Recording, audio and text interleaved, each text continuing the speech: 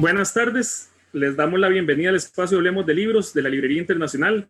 Nos acompaña el escritor y académico Alexander Sánchez Mora, quien es doctor en Historia y Literatura y máster en Estudios Americanos por la Universidad de Sevilla. Cuenta además con un bachillerato en Filología Española, una licenciatura en Derecho y una maestría en Literatura Latinoamericana por la Universidad de Costa Rica.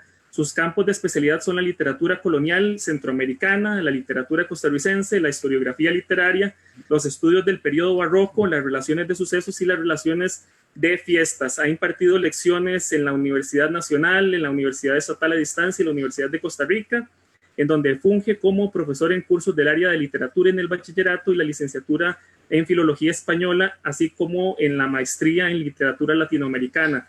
Es el fundador y coordinador del programa de estudios coloniales centroamericanos del Instituto de Investigaciones Lingüísticas de la Universidad de Costa Rica. Cuenta con un buen número de publicaciones en libros y revistas académicas nacionales e internacionales en las áreas de la literatura costarricense y la literatura colonial centroamericana. Recientemente publicó el libro sobre el estudio colonial más antiguo que se ha hecho a la fecha en Costa Rica, titulado La fiesta barroca en la periferia, la relación de la fiesta de proclamación de Luis I en la ciudad de Cartago de 1725. Aprovecho para hacer el anuncio que este es el libro, el cual estará a disposición en exclusiva en la Librería Internacional y Librería Da Capo a partir de la próxima semana. Alex, bienvenido. Muchísimas gracias por aceptar estar acá en el programa.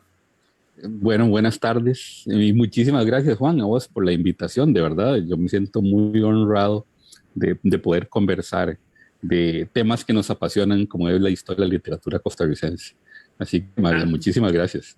No, Alex, gracias a vos por aceptar. Y sí, esos son los temas que a veces, cuando tenemos la oportunidad de toparnos una que otra vez perdida, no nos jalan el mecate, nos quedamos 4 horas a veces conversando de un solo tema. Y bueno, me gustaría empezar, Alex, contándote una anécdota para partir de ahí hablar sobre un poco los orígenes, que es bastante particular, hablar de los orígenes de la literatura o la escritura aquí en Costa Rica. Una vez estaba dando un taller de lectura en una biblioteca pública y pues uno le pregunta a la gente, ¿verdad? Como, bueno, ¿usted por qué está aquí? ¿Qué le interesa? ¿Qué quiere saber? Para tener como un panorama. Y un muchacho llega y me dice, hey, yo quiero saber sobre los orígenes de la literatura nacional, quiero leerla, quiero saber qué es. Y claro, me puso en jaque porque el dato a nivel de libro más viejo que podemos tener acceso, así los legos en el tema, es Manuel Argüello Mora, ¿verdad? Pero yo dije, bueno, pero antes de eso, ¿qué pasó? De la conquista, la colonia, todos estos periodos, ¿qué había antes? Y bueno, ese es un poco el tema que vos manejás a la perfección. Entonces, yo me imagino que hay un montón de gente que también se pregunta, bueno, antes de la llegada de la imprenta en 1830, ¿había literatura? ¿Qué era eso que se escribía? ¿Dónde está? ¿Por qué a veces no la conocemos? Entonces, contanos un poco como eso, ¿verdad? Encantado. Bueno, vos sabes que ese es mi telele de los últimos años, ya una buena cantidad de años, porque yo también, te decía hace un rato, yo también fui víctima de esa idea de que la literatura costarricense nace en la década de 1880, con Manuel Argüello Mora, su novelita Misterio, sus crónicas, y luego con Hojarasca de Fernández Guardia en 1894. Y que ahí ya se da la gran explosión, la eclosión de la literatura costarricense. Incluso esa idea de por qué escribe Máximo, por qué Máximo Fernández reúne los poemas que van a dar origen a la lira costarricense, esa primera antología de la poesía costarricense, publicada en 2 volúmenes en 1890 y 1891. Y siempre se ha dicho que es porque Máximo Fernández quiso responder a la crítica que se hizo desde el extranjero, donde se había dicho que en Costa Rica no se cultivan las bellas letras. Allí lo único que cultivan es el café. Y Máximo Fernández quiere demostrarles que no. Pero es algo, hemos sido todos víctimas de esa imagen que se ha construido sin ninguna mala intención. O sea, es un proceso histórico el que se fue dando de invisibilización de lo que sucedió durante el periodo colonial. Y efectivamente, hemos creído que antes de la independencia, la ciudad letrada, como decía Ángel Rama, O sea, el grupo intelectual costarricense era muy débil, que entonces aquí no se escribió absolutamente nada de literatura. A mí me sucedió que yo llego a España ya para hacer estudios doctorales y yo quería investigar sobre la novelística costarricense sobre la guerra del 48, que es algo que me apasiona. Incluso hoy tuve clase de literatura costarricense y de lo que hablamos fue de Final de Calle, de Queen Duncan, ¿verdad? Una de esas novelas maravillosas. Y ese era mi plan. Y apenas llegando allá, afortunadamente, había un congreso internacional y escucho primero a José Pascual Buchó, un intelectual mexicano de primera línea que murió ahora, lamentablemente ya como de 90 años, murió el año pasado, y a Beatriz Aracil, una profesora de la Universidad de Valencia. Y ellos comienzan a tratar textos y analizarlo literariamente, y yo me dije, ¿pero qué es esto? En Costa Rica tenemos de esos textos, pero siempre han sido analizados únicamente por los historiadores como documento histórico. Y los especialistas en literatura nunca hemos creído que eso es literatura, pero ¿qué es eso? Y allí se hizo la luz. Me di cuenta que en muchos otros países, desde al menos la década de 1960 o desde antes, hay toda una serie de textos, lo que llamamos series textuales, que son analizadas como literatura y que aquí en Costa Rica, en el periodo colonial, se escribieron y circularon limitadamente entre los grupos letrados, en Cartago básicamente, pero que se escribieron, como por ejemplo del que vos hablabas ahora, que es la relación de una fiesta, el relato de una fiesta.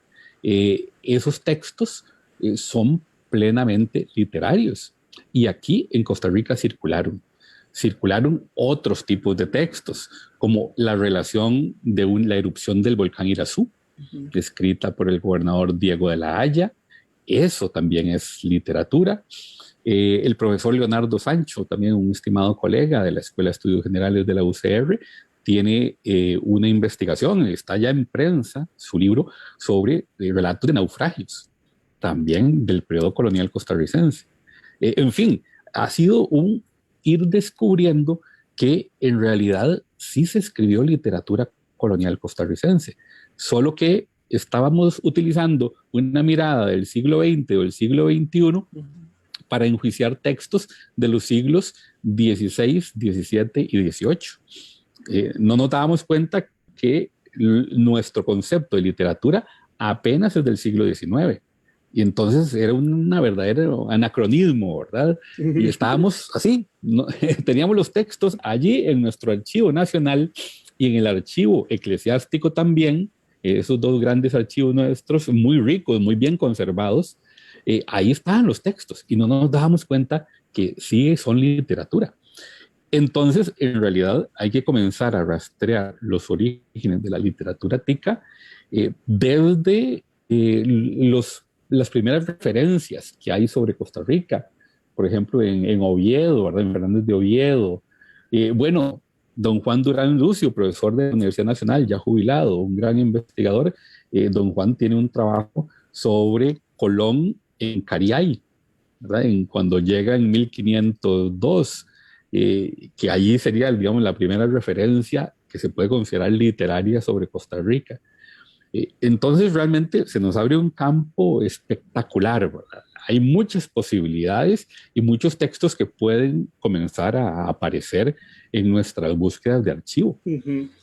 La vez pasada que hablaba con vos de eso, te hacía mención de estos, pues también textos maravillosos que hicieron cronistas que pasaron por Costa Rica, que cuando uno los ve es una cosa fantástica. A mí me gusta mucho porque a veces es el primer registro que hay de un evento y siempre me quedo pensando, o sea, fue la primera vez que pasaron por ahí o que vieron eso, la experiencia de descubrir y registrar tuvo que haber sido impresionante. Recordaba el de Til, viaje a través de Costa Rica, cuando se fue a evangelizar no me equivoco, a Talamanca o a... Ajá. También estuvo en la zona norte, ¿verdad? En Guatuso, entre los malecos. Luego también los de Henri Pittier, que andan por ahí dando vueltas, esos esos textos, esos informes. A lo que iba un poco con esto es que hemos tardado casi 300 años en rescatar esa literatura, ¿verdad? Mira, pues sí, es cierto. Ayer teníamos una mesa redonda organizada por la Escuela de Filología y la Facultad de Letras y que participaban también Albino Chacón y Mijail Mondol y yo, y hablábamos de eso. Y yo mencionaba, estamos conmemorando 200 años del Bicentenario de la Independencia, pero en realidad el periodo colonial fue mucho más extenso. Fueron más de 300 años.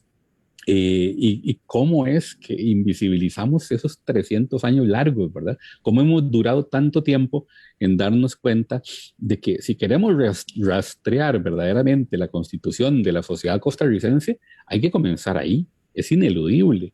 Y también aprender a visualizar nuestra tradición de escritura no como una tradición de 140 años, que es lo que nos hemos dicho, sino que es una tradición de escritura que hay que rastrearla en los archivos, en lo que queda de los archivos sobre Cartago de la década de 1560 en adelante, ¿verdad?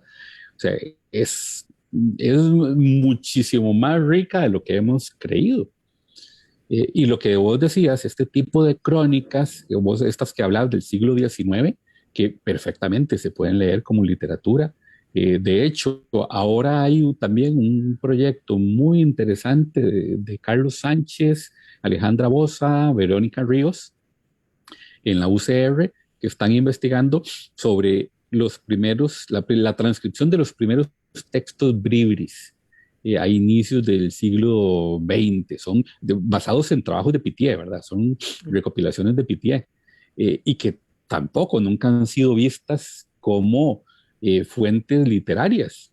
Y allí es un trabajo muy interesante, ¿verdad? Que va de la fuente oral pasa a lo escrito. Entonces hay que darle un tratamiento especial. Pero bueno, ya nos estamos dando cuenta que allí se podía trabajar. Gustavo Campos de la Universidad Nacional también tiene una propuesta para un libro que estamos preparando sobre literatura colonial costarricense, que va a ser una obra colectiva, que sería el primer trabajo así sobre una visión general de la literatura costarricense, de la literatura colonial costarricense, y el profesor Campos está preparando un trabajo sobre Costa Rica vista por cronistas foráneos, incluso que no hablan ni siquiera español. Entonces es muy interesante. ¿Verdad? ¿Cómo vieron a Costa Rica Thomas Gage, este escocés que era dominico, que vivió mucho tiempo en México, en Guatemala, y luego fue apóstata? Luego regresa a Inglaterra y apostata, se renuncia a la Iglesia Católica, al sacerdocio, y se convierte en un verdadero espía en favor de los ingleses e incluso les ayuda para planear una invasión a Cuba. Y cuando él viene como justicia divina, se muere, creo que le da disentería y se muere. Pero este tipo, que pasó de fraile dominico a espía inglés y escribió un gran libro, una obra que fue un éxito de ventas en el siglo XVII y que en su momento fue la mayor fuente de información para los ingleses sobre la América española. Y yo no lo sabía, que Thomas Gage tenía algo. Yo había leído las partes sobre Guatemala y demás, que es lo que yo más he investigado. No sabía que había hablado sobre Costa Rica. Y también el profesor Campos va a trabajar lo que habla Cockburn, Cockburn sobre Costa Rica. Qué maravilla, todos estos trabajos son súper bienvenidos, ¿verdad? Porque nos están dando ya una visión mucho más amplia, y donde pensábamos que era un desierto, ¿verdad? Que era un páramo, que de Costa Rica aquí no se hablaba absolutamente nada. Estamos descubriendo que hay mucha más información. Y es que hemos sido víctimas y hemos además reproducido muchas veces sin cuestionar algunas informaciones del propio periodo colonial. Por ejemplo, esas imágenes de la pobreza, cuando se habla, un gobernador dice que la gente no iba a misa porque no tenía ni ropa que ponerse. Ahora estoy leyendo justamente el tomillo de la Independencia, el de Ricardo Fernández Guardia, que es uno de mis escritores favoritos, vos lo sabes. Y Fernández Guardia, claro, repite eso e incluso reproduce una carta del gobernador Tomás de Acosta de principios del siglo XIX, donde dice, es que en Heredia si acaso hay 5 personas que sepan leer y escribir, e incluso de esas 3 apenas saben poner el nombre. Entonces, claro, eso nos transmite una idea de una pobreza, una imagen de una pobreza de la colonia impresionante, cuando en realidad sabemos que no era tan pobre, que había ciertos sectores que sí lograron acumular dinero a partir de ciertas actividades y a partir de la acumulación de los cargos públicos. Y eso entonces les permitió una acumulación de dinero a lo largo de todo el periodo colonial, y luego son los que van a dar el salto a convertirse en la aristocracia cafetalera. Entonces, y estos grupos sí tenían cierta educación. Lo que vamos encontrando en los textos que estamos estudiando es que sí se conocían los códigos de la escritura. No había una total ignorancia, para nada, para nada. Se podía escribir muy similar a como se escribía, guardando las distancias, a como se escribía en Guatemala o en Nueva España. Claro, que eso a veces probablemente estaba limitado por los insumos. Claro. Digo, desconozco realmente si hay un estudio sobre, no sé, importación de productos en estas épocas para escribir, todo eso, o si se producían acá todo. Pero claro, o sea, es un tema a veces de insumos. Y yo quería comentarte esto para pasar un poco al tema de la llegada de la imprenta a Costa Rica, porque claro, hay un antes y un después a nivel bibliográfico. La imprenta, bueno, llega en 1830, se estrena con el Noticioso Universal, que es de crónicas, pero es súper particular, pues es un periódico de crónicas. Entonces lo que hacían era contar sucesos que habían pasado hace algún tiempo, ¿verdad? Pero bueno, hay un gran salto con el tema de la imprenta, porque de repente se puede empezar a registrar material, se recopila, que bueno, vos lo sabes bien, mucho de lo que hace León Fernández, Ricardo Fernández Guardia, sobre todo, además que traducía textos. Traducían, exacto, y publicaron también, como el siglo XIX en Europa es el gran siglo de los lectores burgueses, ¿verdad? Y la burguesía asciende y eso va a impulsar sobre todo en la literatura el desarrollo de la novela, que la novela es el género burgués por excelencia. Y ahora lo vemos, la novela es el género literario, así que domina, y el de más prestigio. Eso no era así antes del siglo XIX. Fue la burguesía la que impulsó la novela. Y entonces, además, se comienzan a publicar novelas por entregas. Eso también vos lo sabes bien, ¿verdad? Que has estado relacionado con bibliotecas y con hemeroteca. Se publican la novela por entregas para llegar a un público popular que no puede comprar los libros, pero sí puede comprar los periódicos, que terminan pagando a final de cuentas más caro, ¿verdad? Sí. Más caro es lo que costaba el libro, porque terminaban cobrándoles un platal en las novelas por entregas y en los folletines y la novela por entregas, ¿verdad? Esas dos modalidades. Y aquí también, en los periódicos ya del siglo XIX, comienzan a hacerse publicaciones por entregas. Y se reproducen muchos textos, sobre todo de la literatura francesa, ¿verdad? Que es la que se entroniza así como el gran modelo. Entonces sí, son muy ricos.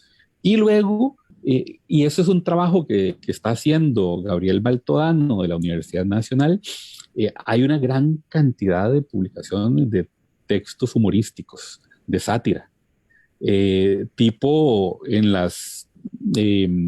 el costumbrismo literario de que tienen en España los dos grandes referentes, a Mariano José de Larra y a Mesoneros Romanos, ¿verdad? Que son los orígenes de lo que luego aquí cultivarán ya con más fama Magón, por ejemplo.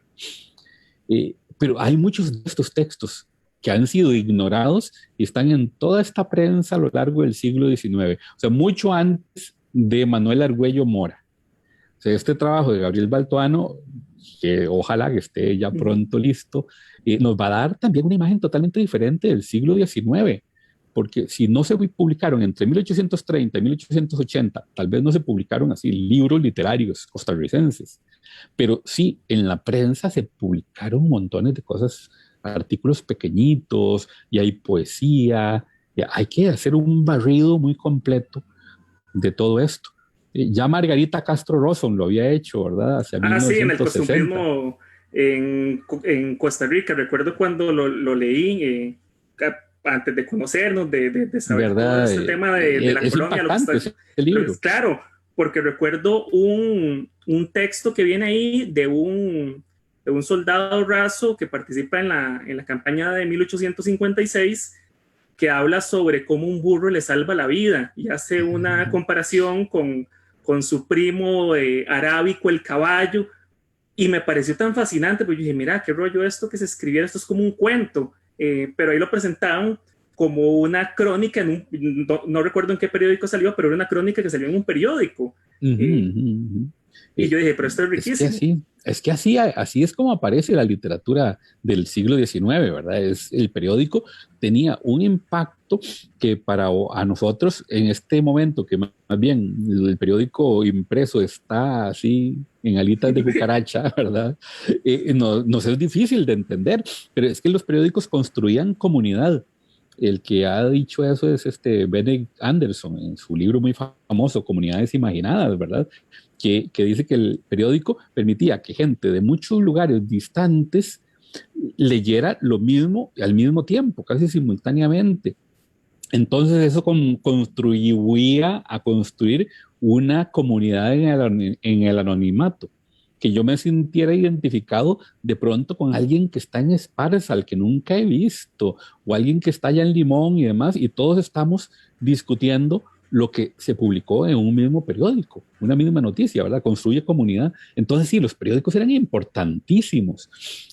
Manuel Argüello Mora publica en periódicos, Magón publica en periódicos. Solo después es que se recopilan en formato de libro, ¿verdad? Así que también a mí me gusta mucho decir quiénes han trabajado esto, claro, ¿verdad? Porque la construcción del conocimiento es colectiva, ¿verdad? Y hay que darle honor a quien honor merece, claro. ¿Verdad? Flora Ovares tiene un trabajo maravilloso, literatura de kiosco. Sí. Libro de literatura de kiosco, que luego creo que lo publica ahora con la UNESCO en una versión ampliada, pero no estoy seguro si tiene otro título, porque yo lo leí como literatura de kiosco y luego ya lo vi, me parece que con otro título, pero es un super libro y ella de las revistas literarias, ¿verdad?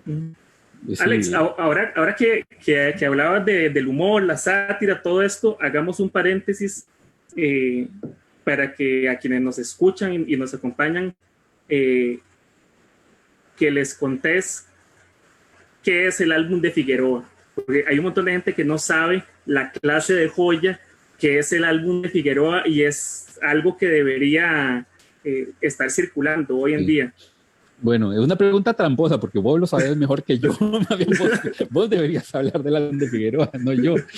Porque curiosamente, que es Figueroa dibuja y escribe porque es un trabajo pictográfico y lingüístico, ¿verdad? Es las dos cosas, son dibujos pero también con leyendas, ¿verdad? O sea, con explicación de lo que está dibujando, maravilloso, muy hermoso, ¿verdad? Y lo dibuja y escribe a lo largo de varias décadas, ¿verdad? Es un trabajo muy largo. Y lo 3 volúmenes son. 3 volúmenes, sí. Que es que hay una leyenda que se pierde uno saliendo de la casa de Rafael Iglesias. Él tenía los tenía, y en el traslado de ahí al Museo Nacional, si no me equivoco, si no alguien me corrige aquí del público que sepa, en ese traslado desaparece un tomo. Mira, vos sabes más que yo. Yo no sé esa historia oculta. Pero el asunto está depositado afortunadamente en el Archivo Nacional, muy bien resguardado, muy bien conservado, ¿verdad? Es una joya. Yo no sé, ¿ya fue declarado patrimonio intangible de la humanidad? Patrimonio más bien. Ahí sí, eso... O no sé, o yo sé que estaba, o que había el proyecto, no estoy muy seguro, también ahí nos corrigen y me disculpan por el batazo. Pero sí, lo cierto es que es un monumento que es interesante, tampoco lo hemos estudiado como texto literario, y lo es, porque tiene la parte lingüística. Solo que, claro, aquí viene la dificultad para estudiar ese tipo de textos, para estudiar el álbum de Figueroa, que lo que hace Figueroa es construir una historia visual de Costa Rica, ¿verdad? Es un desafío impresionante. Entonces, estudiar eso, digamos, yo solo no me atrevo, tiene que ser un trabajo interdisciplinario, tiene que, al lado de un filólogo, tiene que haber, bueno, un historiador de la literatura, debería haber un lingüista, debería haber un historiador del arte.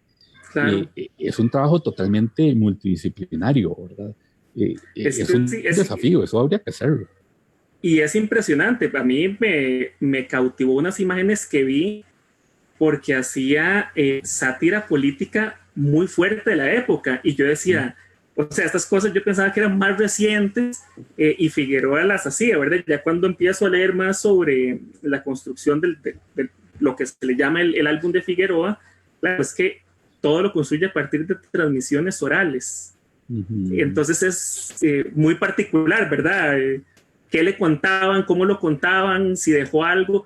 Que bueno, son estas preguntas que uno se hace. Sí, es interesantísimo porque imagínate, por ejemplo, una de las imágenes de Figueroa impresionantes es el juicio de Pablo Presbere, ¿verdad?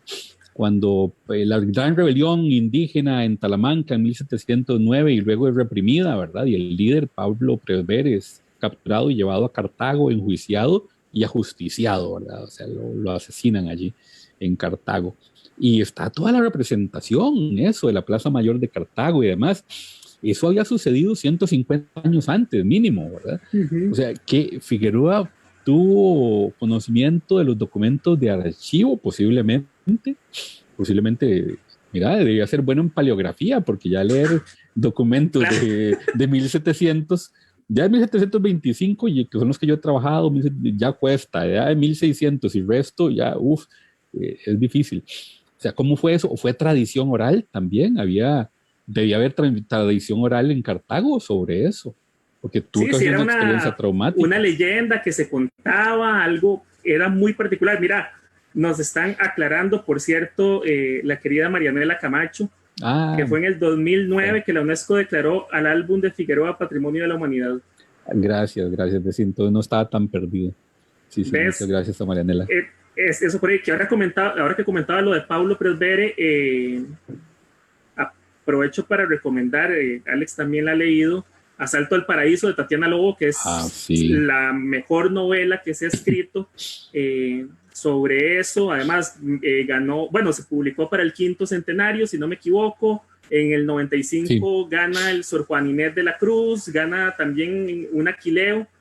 Es un novelón, digo, estamos tomando algo del pasado, pero rescatándolo con algo de ahora.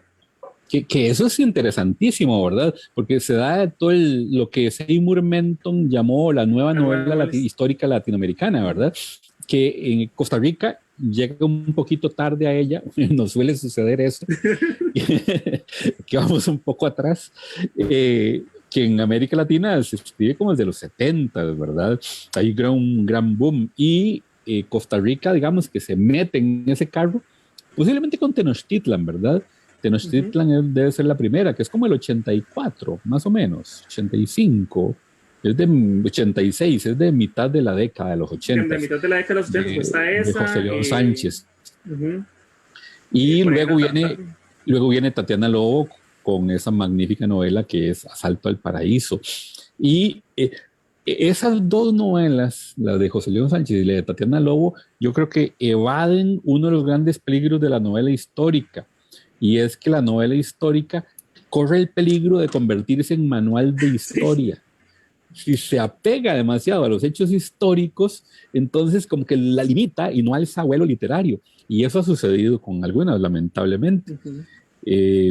Ahora justamente, hoy ya estoy cumpliendo una gran deuda que tenía conmigo mismo, que era comenzar a leer El Año de la Ira de Carlos Cortés. Y ya por fin. Sí, ya por fin, mira, aquí la tengo. Es un novelón. Entonces, la estoy empezando, que me ilusiona mucho leerla, que es otro, que también no solo es el novelar del pasado, sino que es hincarle el diente a esos momentos incómodos de la historia que el discurso oficial trata de invisibilizar. Como ahora lo decía, Final de Calle de Quinn Duncan. Final de Calle problematiza el 48 y lo del fraude electoral y desmiente la historia oficial del fraude electoral en contra de Otilio Late, por ejemplo. Claro. Es fortísima. Se adelantan 20 años a lo que dirán los historiadores. Carlos Cortés también le hinca el diente a ese periodo incomodísimo de la dictadura de Tinoco, ¿verdad? Qué incómodo. Dejamos a Tinoco en el Salón de los Expresidentes, en la Asamblea Legislativa, lo quitamos. Hasta en eso es incómodo. Y Tatiana en una rebelión indígena. Es terrible. Que, bueno, quería aprovechar porque hay algunas consultas aquí de las personas que nos están acompañando. Bueno, el año de la Hidra que comentaba Alexander Sánchez, nosotros la tuvimos el lujo de leerla, fue el libro que inauguró, para quienes nos escuchan y tienen interés en participar en algún club de lectura, en la Librería Internacional tenemos Texturas, un club de lectura para sentir las letras. Todos los meses leemos libros, leemos literatura internacional, nacional, novela histórica, leímos Carlos Cortés, todo el mundo salió... entró por un lado y salió por el otro, no conocían nada de esa historia de Costa Rica, fuertísima. Fueron temas que conversamos mucho porque cuando uno revisa el gabinete que componía el gobierno de Tinoco, había gente interesante y se hicieron un montón de proyectos sociales interesantes. Entonces es muy contradictorio ese periodo, ¿verdad? Y sí. Esta novela de Carlos se suma a pocos textos, si no me equivoco, El crimen de Alberto Lobo, sí, ¿verdad? De Gonzalo Chacón Trejos. De Gonzalo Chacón Trejos, es de los 20, si no me equivoco. Es de los 20. Del 29, creo que es. Algo así. Sí, yo tengo la primera edición, yo me la encontré. No, hombre. Sí, fíjate, es uno de los tesoritos. Y la publica con seudónimo, como habían pasado ni 10 años, todavía era peligroso atreverse a decir cualquier cosa. Entonces, él la publica con seudónimo. No recuerdo ahora el seudónimo que utiliza. Y solo hasta los años 70, cuando se vuelve a editar, ya la editorial Costa Rica, entonces ahí sí ya se le pone Gonzalo Chacón Trejos. Que es un escritor interesante. Hay una obra de teatro que, por cierto, Iliana Zambrano, Tinoco Días de Tiranía, es que tengo una parte de la bibliografía aquí, pero no hay mucho, ¿verdad? No, y luego Conitrillo, Eduardo Conitrillo. Cierto. ¿Verdad? La novela, sí, sobre los últimos días del dictador, no recuerdo ahora también el título exacto, pero es como más bien ya de Tinoco en París, ya en el exilio. Sí, que ¿verdad? Es impresionante. Mira, hablando de un poco de este tema, que bueno, o sea, Carlos Cortés 100 años después publica esta novela, hay algunos textos sueltos, pero no se conocen, hay un oficialismo que borra. Pregunta Kelly Godoy, la tardía construcción de la identidad costarricense como tal pudo haber influido en la demora de la categorización de la literatura en Costa Rica. Bueno, eso es interesante, una muy buena pregunta de Kelly. Solo que la identidad nacional costarricense, digamos, no se define tan tardíamente, porque más bien se define como al mismo tiempo que se está dando en casi todo el mundo, ¿verdad? Que es, bueno, aquí hay también una discusión. Steven Palmer, Iván Molina, decían que era en la década de 1880. Víctor Hugo Acuña decía que venía desde antes, desde unas décadas antes. Entonces hay una discusión entre historiadores. Yo me he comprado la idea de que comienza en la década de 1880. Me gusta mucho el análisis que hace Steven Palmer en un trabajo que tenía sobre, ¿cómo era? Inventando la nación en Costa Rica, algo así se llama, creo, que era sobre la construcción del héroe nacional y demás. Es un estudio que viene en el libro Héroes y libros al gusto de moda, ¿verdad? Y sí, que lo editó primero, lo editó Porvenir, exacto, quien editaba esos libros, quien los publicaba, y luego cuando tenían cierto auge, los reeditaban acá, ¿verdad? Porque sí, claro, eran temas muy sensibles que y la oficialidad se mete o no se mete ahí, y tenían que sacarlo por aparte. Ahora, mira, yo creo eso, pero para volver un poquito a lo de Kelly Godoy, que preguntaba, entonces que la identidad de este discurso, la identidad nacional costarricense se define hacia la década de 1880, me parece eso que sí, Pero los liberales construyen además un discurso de que o sea, Costa Rica nace con la independencia, nace casi como con ellos, con la clase de ellos, y luego el café es el que permite el gran desarrollo costarricense y demás. Entonces, claro, exaltan todo lo que está sucediendo en este momento, con base en la ideología del progreso, ¿verdad? Totalmente positivistas. Luego ellos van a ser contrastados por los historiadores socialdemócratas, que van a decir, no, más bien la colonia fue el periodo de la igualdad, todos igualiticos, todos pobres, y fueron los perversos oligarcas cafetaleros los que vinieron a romper esa Arcadia tropical, ¿verdad? Igualitaria. Igual en ambos discursos, lo colonial queda invisibilizado. Una forma, primero, hay una idealización o una invisibilización. Lo cierto es que le dan importancia solamente a lo que sucede a partir del siglo XIX. ¿Verdad? Entonces, pareciera que, a pesar de que son visiones contrapuestas, concordaban en prestarle toda importancia a lo anterior a la independencia. Yo cada vez encuentro cosas más interesantes y tal vez alguien me pueda ayudar en esto. Vean que he estado investigando a un fraile costarricense, franciscano, José Antonio Taboada, que resulta que ahora me lo estoy encontrando, que estaba en Guatemala en el momento de la firma del Acta de la Independencia, y él era el superior de los franciscanos, entonces firma el Acta de la Independencia de Centroamérica. Y yo no lo sabía, yo digo, mira, hay un tico que firma el Acta de la Independencia. Yo no he sabido si eso ha sido resaltado, si se ha investigado más la figura de Taboada, que he tratado de buscar el árbol genealógico y todavía no lo he encontrado. Tengo que hablar con Mauricio Meléndez, uno de nuestros grandes genealogistas, de verdad, querido colega, filólogo además, para ver si me puede ayudar a rastrear a esta familia Taboada. Pero ya me fui por otro lado.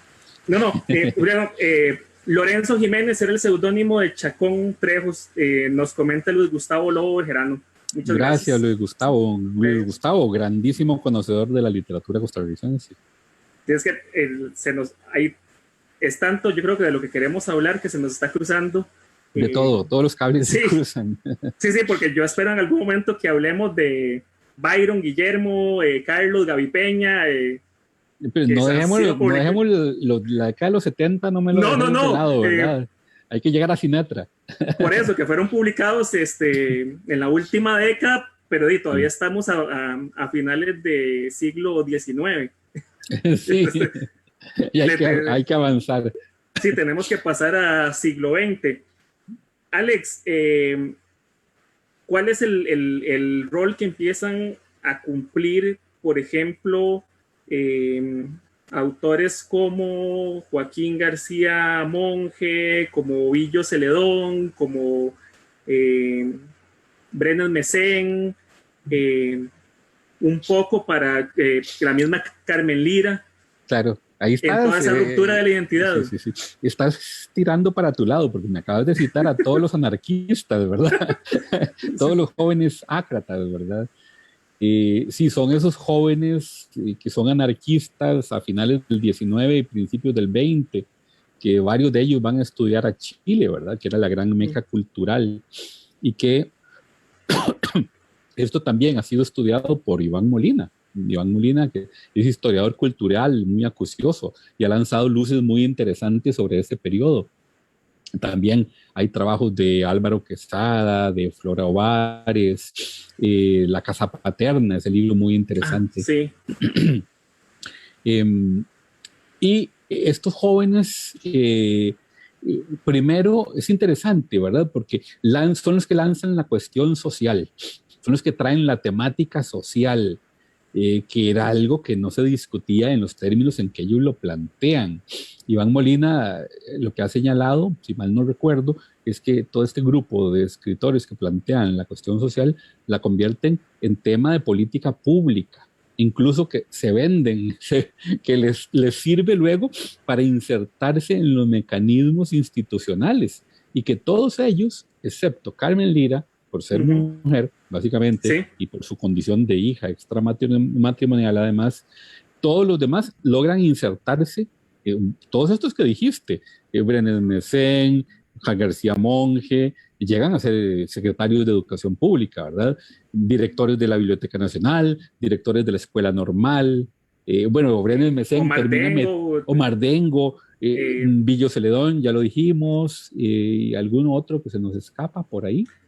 Bueno, por ahí anda Elías Jiménez, que no tiene una producción literaria muy fuerte, pero en las revistas esas anarcas sí cooperó bastante, terminó siendo director del Colegio de Farmacéutas, de la mayoría ocuparon puesto dirigieron el Liceo de Costa Rica, por ejemplo. Costa Rica, cierto. Sí, profesores en el Colegio de Señoritas también. Sí, llegaron a insertarse muy bien. Decía, Brenes Messén termina metido en el gobierno de Tinoco, ¿verdad? Sí, y luego por era eso el ministro de Educación. Sí, y luego, impresionante. Luego termina muy mal, cuando termina todo tan mal, Brenes Messén por eso se exilia en Estados Unidos y da clases allá es en Western Illinois, ¿verdad? O Northwestern, creo que la Universidad Northwestern en Illinois, en Chicago. Allí una muy buena universidad, o sea, porque era un tipo brillante, pero políticamente, bueno, Carlos Cortés lo pone en un epígrafe ahí al inicio, sí, ¿verdad? En cuanto que dice que el 95% de la gente culta apoyó el golpe de Estado, apoyó la ruptura del orden constitucional. Total y absolutamente. Sí. Ricardo Jiménez y un montón de gente, bueno, no, Ricardo Jiménez sí se quitó el tiro, pero sí, muchos otros metieron la pata en grande por temor a la política reformista de González Flores. Sí, que es súper particular porque eso es lo que decimos, o sea, había proyectos muy particulares. Hay un gran proyecto social de María Fernández de Tinoco, de Minita, que es La Gota de Leche. La Gota de Leche, cierto. Es un proyecto impresionante por alimentar a huérfanos y niños de escasos recursos. Y bueno, claro, pasa todo eso que bueno... era la María política asistencial, ¿verdad? Sí, que bueno, María Fernández de Tinoco escribió dos grandes novelas, ¿verdad? También, bueno, para meterlo ahí, Zulay y Yontá. Que fue la tercera... Bueno, a nivel de literatura fue la tercera mujer que publica una novela en Costa Rica. Imagínate. Claro, y además, interesantísimo, de una corriente literaria de ese indigenismo esotérico costarricense, que eso fue muy curioso, muy interesante, ¿verdad? Que Francisco Rodríguez es el que tiene un estudio sobre esto, porque el indigenismo que se escribe en el siglo XIX en América del Sur y luego otra vez hay una revitalización del indigenismo, ¿verdad? Ya en el siglo XX, con Ciro Alegría y Alcides Arguedas y todos estos en América del Sur también, es un de denuncia, bueno, el del siglo XIX es romántico, ¿verdad? Pero en el del XX es así muy realista, muy paternalista, además, denunciando la explotación del indígena, etc. Y aquí en Costa Rica, en cambio, hay una serie de obritas de un indigenismo esotérico, ¿verdad? Como Zulay y Yontá, que tiene que ver con la Atlántida y con el continente perdido de la Lemuria. Está el otro, el de Povedano, ¿verdad? El hijo de Tomás Povedano. Tiene Arauzi. También Povedano, anda por ahí el Delfín del Curubicí. El Delfín del Curubicí, Anastasio Alfaro, aunque ese sí tiene más como... Sí. Es pedagógico histórico, ¿verdad? Porque él mismo lo dice que él lo escribió para contárselo a sus alumnas del Colegio de Señoritas. Sí, pero este otro estaba ligado a un tema mágico que era impresionante. Exacto, es a lo mágico. Entonces, es un indigenismo bien raro, ¿verdad? Aquí en Costa Rica pasan cosas bien raras, de todos modos. Y para mí, esa es una de las vertientes curiosas de nuestra literatura. Y luego, retomando estos escritores que son tomados como el inicio de la literatura costarricense, bueno, como García Monge. García Monge es un editor maravilloso. Gabriela Rojas acaba de publicar un texto antológico de García Monge, muy bellamente editado, además, le hago publicidad porque además yo escribí el prólogo. Es un trabajo muy bonito de Gabriela Rojas. Y es que para mí, yo ahí lo medio digo, es que García Monge no era un buen escritor, literariamente. Pobres los muchachos de secundaria si les ponen a leer todavía el Moto, ¿verdad? Sí. Porque para mí, el genio literario de García Monge está en La Mala Sombra, esa coleccioncita de relatos de 1917, que son unas viñetitas cortísimas, hermosísimas. Ese sí me encanta. En cambio, el Moto, Abnegación e Hijas del Campo han envejecido muy mal. Son unos textitos que han envejecido muy mal. Pero él fue un gran editor. El trabajo de García Monge nadie más lo ha hecho y posiblemente ya no hay condiciones para que se haga. No. Porque no, ¿verdad? Vos que sos editor, o sea, y como él lo hacía con tijeras y goma, ¿verdad? No, eso ya no. Revistas. Las traducciones, solicitudes que hacía, que bueno, empezaron en Renovación, imagínate, 1911. Fue como el primer proyecto donde estuvieron varios ligados ahí. Sí. Y ya después brinca al proyecto, Ediciones El Convivio. Después brinca ahí a sus proyectos editoriales, ya repertorio, todo eso, pero no, o sea, esa capacidad es muy difícil. Es muy difícil, ¿verdad? Es una obra magnífica la de García Monge. Es impresionante, es impresionante. Mira, voy a hacerte un par de comentarios de temas que dijiste. Bueno, Luis Gustavo menciona que, bueno, lo que dice María Eugenia Dengo es que Roberto acepta el puesto para salvar a la escuela normal. Y bueno, acá otro amigo, José Paulo, que sí, yo creo que ya esto lo hemos hablado y es un poco lo que se está trabajando, Alexander, con más colegas. Que bueno, que si ya existe esta publicación o libro o artículo académico que haga el análisis para ver todos estos inicios de la literatura desde otra óptica más amplia. Estamos trabajando en eso, ¿verdad? Ahora hemos estado trabajando como textos sueltos, pero vamos a hacer esa publicación colectiva donde todavía igual es, por ejemplo, ese libro va a traer un artículo sobre las cartas de Juan Vázquez de Coronado. Interesantísimo, porque Juan Vázquez de Coronado es el conquistador que asienta el dominio español sobre el Valle Central, ¿verdad? Y es el que que permite el florecimiento de Cartago. Bueno, florecimiento de Cartago en 1560, ¿verdad? Era, todavía en 1725, que es la época en que yo trabajé este libro mío. A decir eso, porque si uno lee el libro tuyo, florecimiento. Sí, imagínate, sí, 1725 son 160 años después de la fundación de Cartago, y Cartago tenía 50 casas. O sea, era una aldea, pero mínima.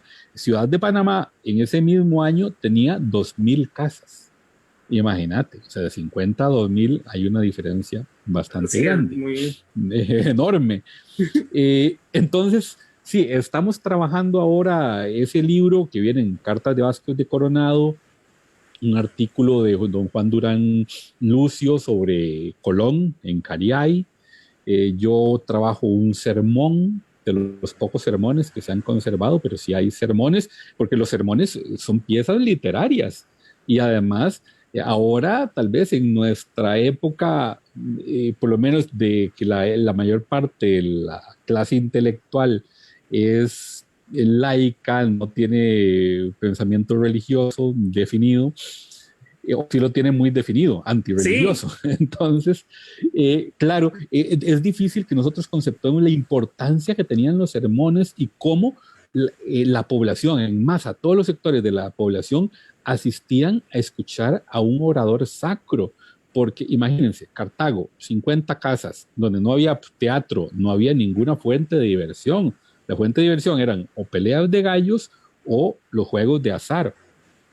Entonces, el sermón, si llegaba un buen orador, era una diversión impresionante. La gente se arremolinaba y eran piezas tan importantes que había gente que, y además el desarrollo de las técnicas de la mnemotecnia en esa época, lo escuchaban y luego llegaban a transcribirlo y circulaban esas copias de la transcripción del sermón para los que no habían podido llegar. Eso se hacía también con las obras de teatro. En España había toda una piratería de obras de teatro a partir de eso, de gente que escuchaba la obra, pagaba y luego la reproducía y hasta llegaban a imprimirlas. Bueno, entonces yo trabajo un sermón. Mi colega Ronald Campos, también profesor de la UCR, está trabajando algo interesantísimo, las coplas de Domingo Jiménez, que siempre hemos dicho que es el primer texto literario costarricense, ¿verdad? Y bueno, según esta óptica que ahora tenemos, habría otros anteriores, pero bueno, es uno de los primeros, y por lo menos sí es el primero de lírica, es el primero de poesía. Domingo Jiménez es perseguido por el gobernador de Cartago por un lío de faldas, parece ser. Entonces él se refugia en el convento en Esparza, que había convento, y luego se escapa para Nicaragua. Mientras está allí, escribe unas coplas. Son copias, son casi como un plagio, digámoslo más suavemente, son una reinterpretación creativa de unas coplas que habían aparecido de un cancionero, que los cancioneros eran muy populares en esa época, siglo XVI. Entonces él toma una y la reinterpreta, la da. Son unas coplas que comienzan con vive, ledas y podrás, muy famosas. Y Ronald Campos lo que está haciendo es fijando el texto, porque se dio cuenta de que han sido transmitidas a lo largo de los siglos y han ido cambiando. Cada quien que lo publica le mete ahí un cambiecito u otro y demás, y en realidad no tenemos el texto original del siglo XVI. De lo más antiguo que se tiene es Figueroa. Figueroa la reproduce. Entonces parece que es el que Figueroa es una de las versiones más antiguas. Creo que hay otra un poquito más antigua que Ronald me estuvo contando, y estamos esperando que ya termine el artículo pronto. Entonces ese tipo de cosas son los que vienen en el libro. Ahora, si es un proyecto más ambicioso, ya luego conjuntar todas estas visiones particulares de textos particulares que estamos haciendo, que están trabajando Leonardo Sancho, Ronald, que estoy yo, Albino Chacón también ha trabajado muy bien lo colonial, y otros investigadores, que me disculpan que no los mencione a todos ahora, y luego a partir de eso ya construir una imagen global de la historia colonial. Estamos todavía en el proceso de identificación de los textos particulares, análisis de textos particulares, y dentro de un tiempo ya creo que ya podríamos construir una visión ya global. Para quienes nos están escuchando, estamos en el programa Hablemos de Libros con Alexander Sánchez Mora, quien acaba de publicar La Fiesta Barroca en la Periferia. El libro lo vamos a presentar, aprovecho para hacer el anuncio, el próximo viernes 23 de abril, Día del Libro, inauguración además del Festival Hablemos de Libros. Pronto este fin de semana salen algunas publicaciones en torno a ello para que estén al tanto. Vamos a tener 3 días de actividades literarias y talleres. Mucho de lo que hemos estado conversando acá, las bibliografías y de otras que conversaremos dentro de poco, en el tiempo que nos queda, muchas están a la venta en la Librería Internacional. Para que busquen, pueden ingresar al buscador y poner literatura costarricense, y ahí les tira una gran lista. Hemos hablado muy poco de algunas, de otras, y bueno, un poco para retomar esto último de Alex, para hacer tal vez un pequeño hincapié ahí, el trabajo de las biobibliografías y de las antologías. Alex, hay una antología que, bueno, muy poca gente la conoce. Yo he tenido oportunidad de revisarla en la Biblioteca Nacional, en colecciones especiales, que es la bibliografía de Luis W. Segreda. No sé si vos la has visto. Ah, sí. Eso es monumental. Una cosa, el índice bibliográfico de Costa Rica. Eso es. Y eso es, hasta dio pie para una novelita de Iván Molina en torno a eso. Porque tiene una historia interesantísima, porque es Luis W. Segreda, que es un muy buen escritor. Hay que también recuperar el nombre de Luis W. Segreda. Por ejemplo, Cañabrava, espectacular. Cañabrava, Por el amor de Dios.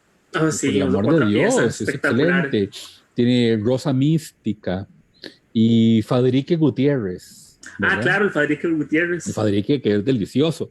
Es un escritor heredianísimo, ¿verdad? Es alguien, un amante de Heredia, ¿verdad? Y W. Segreda, bueno, el liceo en Heredia era el nombre de él, muy justamente. Y W. Segreda fue un bibliófilo también apasionado, ¿verdad? Y se dedicó a coleccionar todo lo que se había publicado en Costa Rica hasta ese momento, en década de los años 30, ¿verdad? Es cuando más o menos publica. ¿Cuántos volúmenes son, Juan? Como 9. Yo vi un poquito más, ahí creo que un par póstumos que quedaron. Eso es, incluso, imagínate que esos son los volúmenes que utiliza la Biblioteca Nacional para revisar qué falta de la bibliografía costarricense. Claro, o sea, es impresionante este trabajo. Es que ahí están todo, folletos, todo. No eran solo libros tales, sino folletitos, todo lo incluía. Y lo particular, eso sí, que tiene una numeración, ¿verdad? Tiene una numeración muy particular porque, ¿qué cosas? Respondía a la biblioteca personal de él, ¿verdad? Lo que hacía Brenes Mesén, todavía estoy con la idea de Brenes Mesén, Doble Segreda, era empastar en tomos los libros y folletos de tamaño similar. Entonces hacía esos tomos y entonces en él quedaban cosas muy disímiles en el mismo tomo. Y claro, para saber dónde estaba en ese tomo, él en su índice pone ahí en qué tomo se encuentra. Por eso esa numeración parece que no tiene ningún significado, pero remite a la biblioteca personal del Doble Segreda. ¿Cuál es la gran tragedia para Costa Rica? Que esa biblioteca está en la Biblioteca del Congreso de Estados Unidos. Se vendió y está allá, ¿verdad? Entonces eso sí es muy lamentable. Y eso tiene que ver ya con un tema que también estoy tratando para la próxima semana con mis estudiantes de literatura latinoamericana sobre un librito de Wendy Kramer y otros investigadores gringos que se llama Saqueo en el Archivo, que es sobre el saqueo del patrimonio documental, en ese caso guatemalteco. Ah, claro. Que ahí es mucho más dramático. Aquí es que las cosas se han vendido. En Guatemala es que se las roban. O como me dijo una vez don Jorge Luján Muñoz, que es un historiador, una gran institución en Guatemala, y llegué y yo le dije muy ingenuamente, qué raro, don Jorge, es que vea, yo encuentro en los catálogos que se habían publicado hace tiempo que este libro está en la Biblioteca Nacional de Guatemala, y llego y no está. Y me dice, es que no, durante mucho tiempo hasta fueron los propios bibliotecarios los que vendían eso. Entonces sí, ha sido tremendo, ¿verdad? El saqueo que se ha dado de ese patrimonio. En Costa Rica espero que no haya sido nunca tan grave el caso, pero sí se han vendido. Sí, acá no es triste. Saqueo, es una autozancadilla. Sí, claro, es que es la ventaja de haber sido tan pequeños, de pasar tan desapercibidos. Nuestros documentos no son tan apetecidos en el mercado internacional, pero por ejemplo, sale que desapareció o estaban vendiendo unos documentos, y eso fue en el caso mexicano, y México los logró recuperar, porque claro, eran que se habían extraviado, se los habían robado. ¿Por qué? Porque un documento iba a la firma de Pedro de Alvarado, el lugarteniente de Hernán Cortés y conquistador de Guatemala. Otro que se lo habían robado era porque tenía la firma, el autógrafo de Bernal Díaz del Castillo, claro, el autor de la historia verdadera de la conquista de Nueva España. Entonces imagínate un documento que tenga la firma de Hernán Cortés, eso quién sabe cuánto vale para estos coleccionistas y ladrones. Recuerdo hace, no sé, 15 años, en una compriventa, pues quienes me conocen un poco más saben que la historia de la edición que yo tuve, la primera de Poeta en Nueva York de García Lorca, pero la edición de Bergamín, que se la llevó los pliegos y la encuadernó en México, pero fue impresa en España, salió a través de, salió corriendo de la Guerra Civil Española cuando quedaron los franquistas. Ese era un libro que tenía intonso, eso significa que era virgen, nunca se había leído, y me lo encontré en una caja tirado por 500 colones. Y tuve el descaro de decir solo tengo 300 y lo compré. Pero bueno, después me enteré que era carísimo y me puse a localizar en algunas bibliotecas de las universidades si habían ediciones de esas. En la lista se estaba que sí y el libro no estaba. En aquella época, imagínate, ese libro costaba 4.000 euros en aquel tiempo. Sí. Ahora yo sé que tal vez es un poco más barato. Tiene una historia peculiar esa edición que yo tuve, la terminé vendiendo para financiar un proyecto editorial en 2011. ¿verdad? Es otra cosa. En fin, Alex, tratemos de pasarnos por ahí porque ya nos queda poco tiempo. Algunos periodos, 40, 50. A ver, antitos de la Segunda República. Sí, una época muy... Bueno, vos sabes que he trabajado ese periodo de los años 30. Ahora hay un libro mío también que ya va para editorial, ¿verdad? Justamente. La primera novela bananera escrita en entregas. Sí, la primera novela, exactamente, fue la primera novela. El libro se va a llamar Antes de Mamita Yunay, ¿verdad? Antes de Mamita Yunay, La Reconquista de Talamanca, porque es una novela que se publica por entregas en los años 30. Lo que hablábamos del fenómeno de la publicación por entregas, ¿verdad? Y es muy particular porque es una novela de transición, todavía no es la denuncia social, todavía sigue reproduciendo muchos de los tópicos literarios de la generación del repertorio americano, ¿verdad? De toda esta gente que enfocaban los conflictos sociales a través mucho de la moral sexual, ¿verdad? Esa relación de pareja y la moral sexual era donde la sociedad estallaba así en fragmentos, ¿verdad? ¿Qué es lo que pasa en El Moto, en Hijas del Campo, en Abnegación y en muchos otros textos de esta época? Incluso en la mejor novela de antes de 1930, para mí, La Esfinge del Sendero, de Genaro Cardona. Sí. No, Genaro Cardona. No, Cardona Peña ya es el... Sí, Cardona Peña es sobrino o sobrino. No, sí, sobrino, ¿verdad? Es sobrino, no, sí. Es sobrino, sí. Esa es una supernovela, ¿verdad? Que con mención honorífica en un concurso del Ateneo en Buenos Aires, en fin. Y luego ya vendrá Marín Cañas, ¿verdad? Que Marín Cañas es el súper escritor de ese periodo, ¿verdad? Que no está Fabián Coto, que lo alabe, ¿verdad? Que es su favorito. Y Marín Cañas y el otro es Max Jiménez, ¿verdad? En los años 30, para mí son los dos, para mí, grandes escritores, grandes novelistas. Y esta novela, entonces, La Reconquista de Talamanca, todavía tiene esos tópicos del periodo anterior, pero ya introduce esa conflictividad de la transnacional, del enclave bananero, ¿verdad? Y cómo ese enclave bananero es una espina clavada en el costado del discurso de la identidad nacional costarricense, porque, y eso lo trabajó mucho Álvaro Quesada en ese libro maravilloso que se llama Uno y los Otros. O sea, el uno nacional, el discurso oficial costarricense, admira al otro extranjero, al gringo y al europeo. Lo admira, desea ser como él, pero al mismo tiempo lo teme, se siente amenazado, ¿verdad? Porque es un poder avasallador. Entonces, eso es lo mismo que ocasiona este enclave bananero. En la Reconquista de Talamanca uno lo ve, porque dicen, qué barbaridad, es que en Talamanca no circula el colón, circula el dólar. La hora que se maneja es la hora de Panamá, ni siquiera la de aquí. Y el tren no comunica Talamanca con Limón, sino que comunica a Talamanca con Almirante, en la bahía de Bocas del Toro.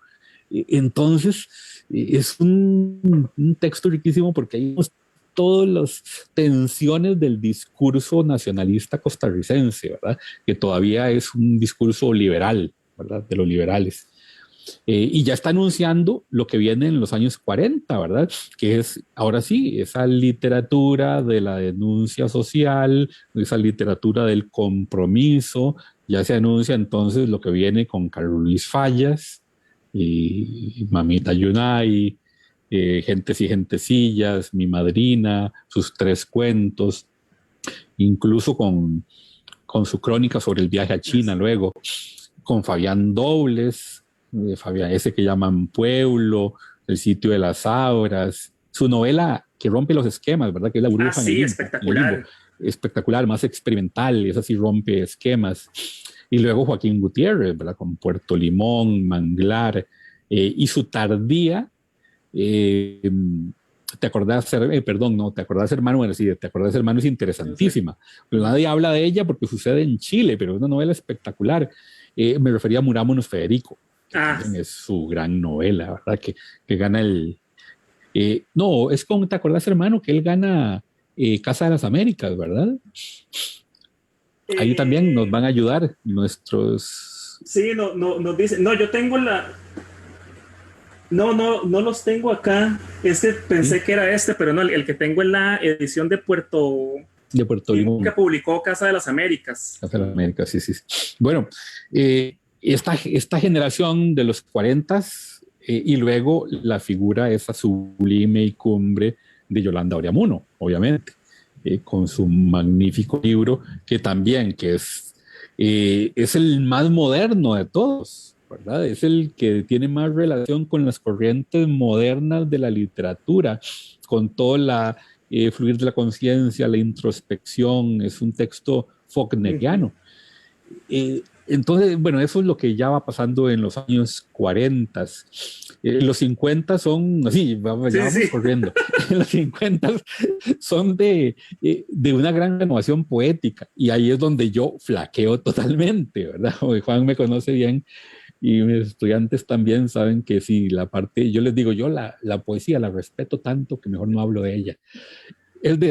No, porque sí, ahí es donde yo reconozco mi ignorancia y uno tiene que reconocer sus límites. Yo soy limitado en poesía y algo menos en dramaturgia. Yo soy muy prosaico, la verdad. Claro. Sí. Pero hay toda una renovación poética así bien interesante en los 50. En los 50 es que literariamente, narrativamente, para mí, mi gran obra de los 50 son las historias de Tatamundo, de Fabián Dobles, que es brillante. Yo lo he leído cantidad de veces por puro placer, por puro deleite, porque yo leo a Tatamundo y me carcajeo. O sea, lo disfruto horrores. Todo. Por ejemplo, Joaquín Matatigres es uno de los que me sé de memoria. Matatigres, perdón. Joaquín Matatigres es la versión que hace ya Miguel Salguero mucho después, de una novelita muy interesante. Y los 60 son una época muy interesante, porque los 60 son ya los de la institucionalización de la literatura por parte del Estado socialdemócrata. Era lo que te quería comentar, que ya es un poco esa reelaboración de la identidad después de la Segunda República. Que parece que estamos en estados cíclicos, claro. ¿Verdad? O sea, cada cierto tiempo hay una reelaboración de la identidad negando un poco lo que estaba atrás, que bueno, Camila Schumacher, también una gran amiga, una gran escritora, hizo un comentario súper interesante que era que bueno, se escribe mirando al pasado o de espaldas a lo anterior, ¿verdad? Eso es muy interesante porque responde un poco bueno, hay una tradición, ¿cuál fue esa tradición? Por otro lado, ¿qué conocemos de la historia literaria costarricense? ¿Dónde está el material bibliográfico costarricense? ¿A dónde podemos acceder? ¿Verdad? Que un poco, pues, el conversatorio era como que la gente supiera que un poco que, bueno, la literatura es algo más amplio que la proyección física en un libro empastado. A veces va mucho más allá, va por la oralidad, va por el dibujo, a veces como un poco lo que planteó Figueroa, ¿verdad? Que hay un humor y todo, pero plasmado desde lo visual. Hay proyectos, por ejemplo, para retomar esto que vos estás hablando, los 60s, los proyectos que nacen un poco con la editorial... Editorial Costa Rica. Costa Rica, que bueno, hereda un poco algunos patrones de lo que venía haciendo el Ministerio de Educación Pública con algunos textos, que bueno, ahí la gran cabeza de todo eso siempre fue Lilia Ramos.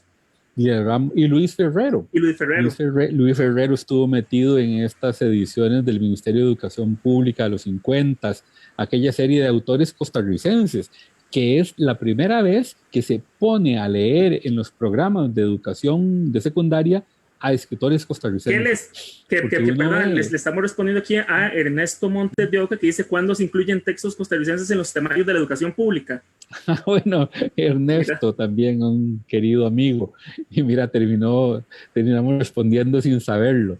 Sí, es en ese periodo, a partir de estas ediciones de los 50, de esa serie de autores costarricenses, unos libritos que ustedes todavía encuentran en las compraventas. Ahí Juan tiene que tener uno, de fijo. Son esos libritos grises, con portada gris, con letras, no iba a decir que rojas, pero dependiendo del libro, que ahí No, está Por el amor de Dios, es que digamos, El Moto. los tengo al frente, tengo toda la colección de Brendan Messén aquí al frente en eso. Brendan Messén, eso te iba a decir, Lázaro de Betania. Ajá. Se publica sí, en esa colección. Creo que lo que es poesía en rojo y lo que es como más texto filosófico, porque aquí estoy viendo Dante, filosofía, está en negro. Pero sí, tenían unos particulares. Que yo por acá y muy interesante porque eran ediciones didácticas. Entonces traen un pequeño prólogo, pero al final traen un cuestionario, ¿verdad? Porque están pensadas ya para la educación secundaria. Eso comienza en los 50, pero todavía es de publicaciones del Ministerio de Educación Pública. Y en los 60 ya aparece la editorial Costa Rica y los premios nacionales. Esos van de la mano. Es muy, muy importante. En el 66, si no me equivoco, es la primera vez que se otorga el Magón, ¿verdad? Y se lo otorgan a Calufa, a un Carlos Luis Falla ya agonizante. Y esto es súper sintomático. Esto es un tema que a mí me encanta porque dice mucho sobre el sistema hegemónico costarricense, o sea, cómo se maneja el poder aquí, que ha sido brillante. Que vean lo que sucede, mientras en el resto de América Latina, en los 60s y 70s, a los comunistas se les persigue, se les exilia, se les tortura, se les desaparece. ¿Qué se hace aquí en Costa Rica? Se les premia. Calufa gana el Magón. Luego se le va a otorgar a Fabián Dobles, a Joaquín Gutiérrez, Adolfo Herrera García gana el Pío Víquez de periodismo, Luisa González gana con Arras del Suelo, que es la autobiografía de... Los florales. Gana el Aquileo dos veces.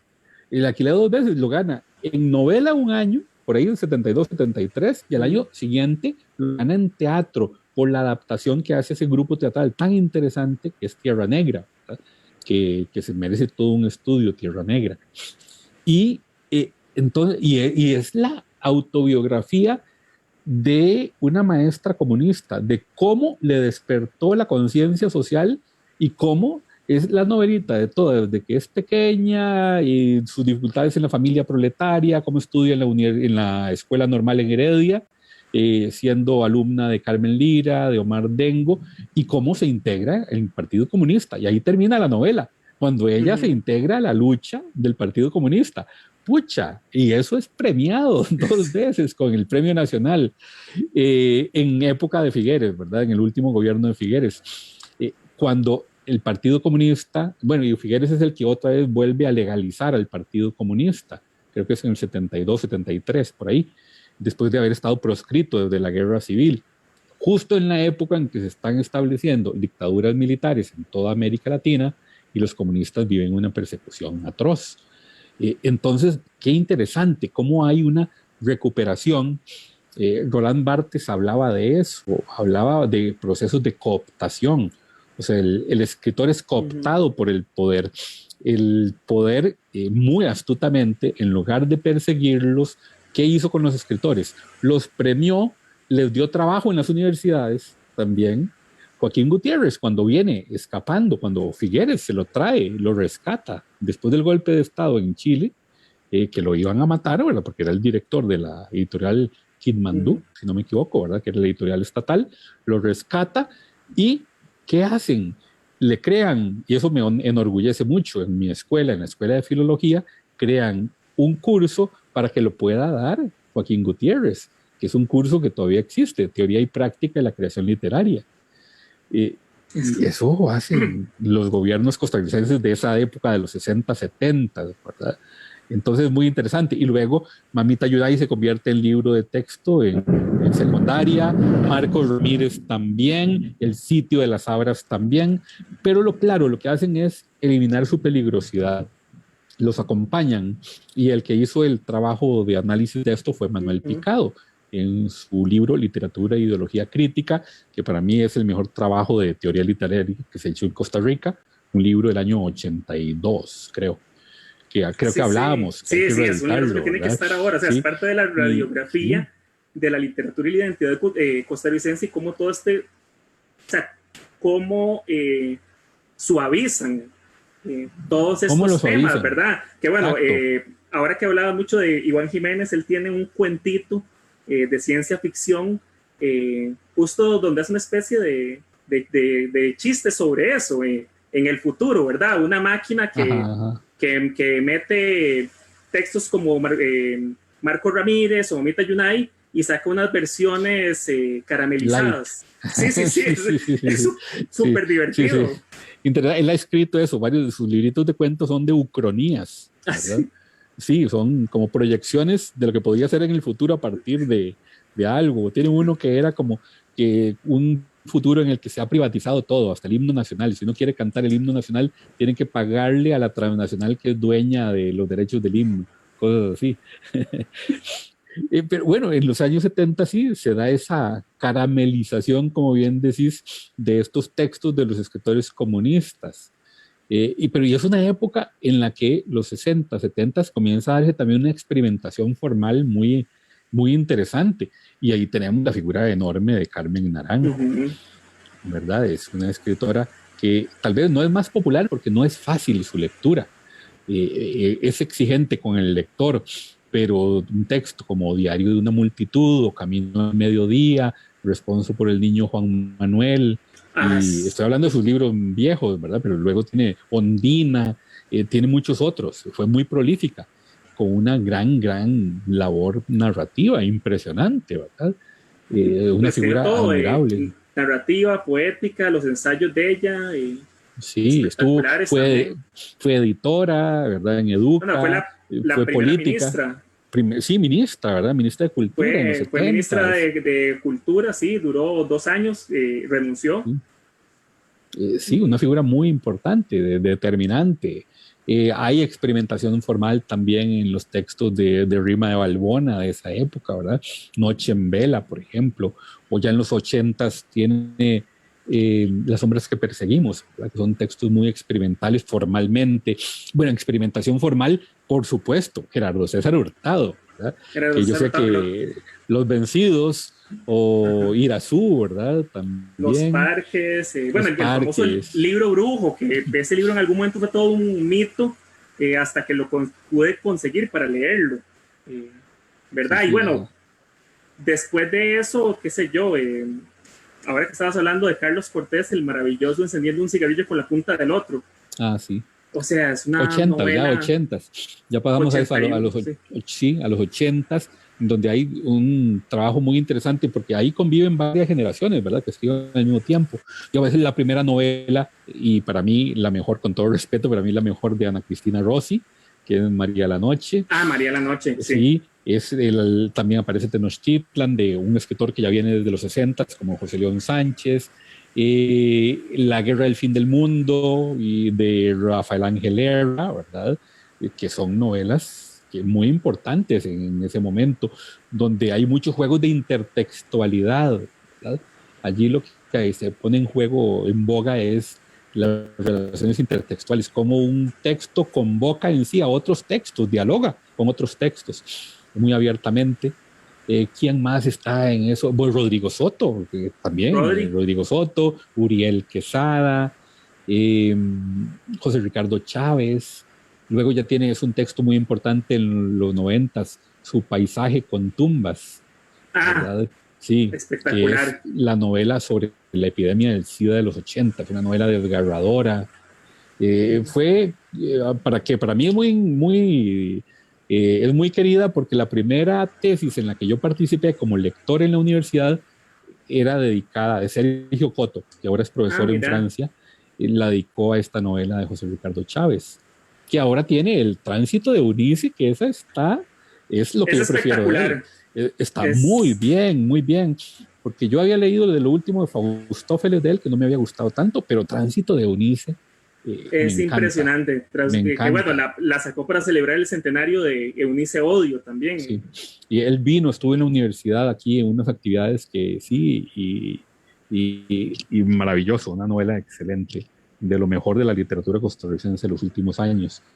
En los 90, bueno, ya sí, aceleradamente, en los 90 digamos, y tenemos Tatiana Lobo, que es una explosión impresionante, que hace pocos días tuve la oportunidad de hablar con ella, y yo siempre le expreso mi admiración. Asalto al Paraíso, El año del laberinto. Asalto al Paraíso, El año del laberinto, la primera tesis que ya yo dirigí en la universidad fue sobre el año del laberinto. Que es espectacular, o sea, sobre sí. el crimen de odio. Es un crimen de odio que tiene relación con los refugiados cubanos. Y se apellida Odio. Sí. Al que acusan, Osvaldo con Odio. Los revolucionarios cubanos, pero que se oponían a España, ¿verdad? En la década de 1890, ¿verdad? Que estaban organizando la guerra de independencia contra España, que estaban refugiados aquí, porque aquí estuvo Martí, estuvo Maceo, todos los grandes líderes cubanos pasaron por aquí. E incluso Magón tiene uno de sus cuentos sobre un relojito en el que intercambia relojes con Maceo, con el general Maceo, ¿verdad? O era con Máximo Gómez, no, era con Maceo, intercambian relojes porque el general ve que Magón tiene un relojito que es de acero, pero tiene números luminosos. Entonces le dice, ese me va a servir a mí en la batalla. Y le cambio mi reloj de oro. Si eso es cierto, yo digo, ¿dónde está ese reloj? ¿Los herederos de Magón lo habrán conservado? ¿O qué? ¿O sería ficción literaria? Son las trampas de la literatura. Para mí que hay... Exacto, uno no sabe, ¿verdad? Ojalá que apareciera un heredero de Magón y diga, yo lo tengo. Lo dono al archivo, al Museo Nacional. Sí, el museo, ojalá, imagínate qué maravilloso, que eso es algo que no tenemos, ¿verdad? Nosotros, recuerdo hace muchos años, cuando yo comenzaba a estudiar filología y me dio clases un jovencísimo Ali Víquez, porque somos casi de la misma edad, pero él fue mi profesor, y Ali decía que acababan de descubrir allá en Suiza unos archivos de Ferdinand de Saussure, el padre de la lingüística moderna, que había muerto hacía 90 años. Y Ali se echa una risa y dice, claro, imagínense, los archivos de la familia Víquez hay que irlos a buscar a Río Azul. Porque es cierto, nosotros no tenemos una tradición de conservar archivos familiares. Y eso es una gran lástima. Ojalá que comencemos a hacer por lo menos...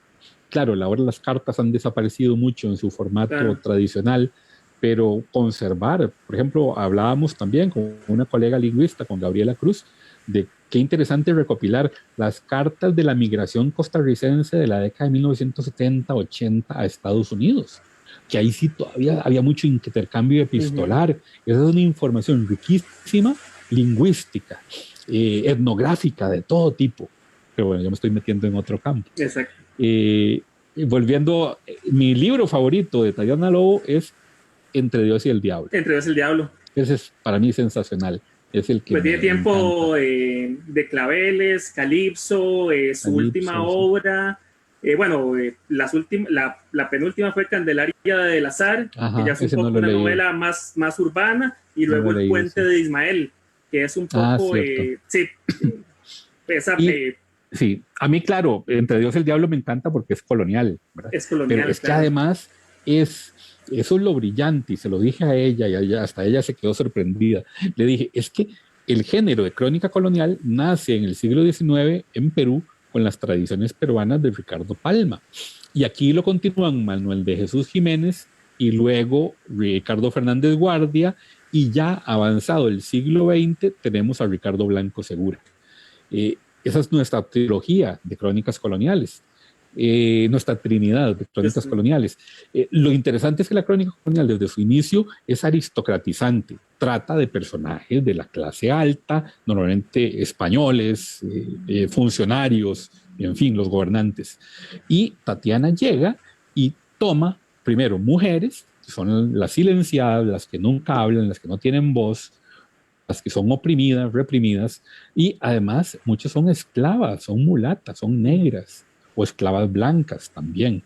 Entonces, son crónicas coloniales con visión de género, y eso revoluciona totalmente el género. O sea, destruye desde adentro las bases del género y vuelve a levantarlo, y ahora algo totalmente nuevo. Así que es un libro que yo no dejaré de decir que es fundamental. Después de ahí sale Parientes en Venta, creo que a partir de ahí. Parientes en Venta, sí, pero Parientes en Venta es la parte que escribe Tatiana Lobo del libro Negros y Blancos Todo Mezclado, que es un libro que escribe con Mauricio Meléndez. Tatiana hace esa parte histórica, literaria, y Mauricio la parte genealógica, que es brillante, ¿verdad? Es un trabajo brillante. Y luego la editorial Costa Rica nada más reedita la parte de Tatiana, que es Parientes en Venta.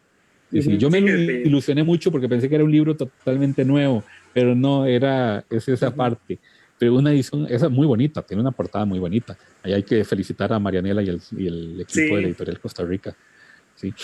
Y que, bueno, yo sé que estamos dejando de lado muchos escritores importantes y demás, porque llegamos al 2000 y aparece la figura monumental, metafórica y literalmente de Alexander Obando. De Alexander Obando con El más violento paraíso, que por cierto, para quienes nos escuchan durante el festival, va a haber un conversatorio sobre Alexander Obando y se reeditó con nueva portada el monumental El más violento paraíso, publicado aquí en Costa Rica por Lanzallamas en segunda edición. La Internacional va a tener una exclusiva de la nueva edición con portada para que sepan, pero bueno, sí, Alex Obando, que en paz descanse. Alex Obando, sí, es un parteaguas, ¿verdad?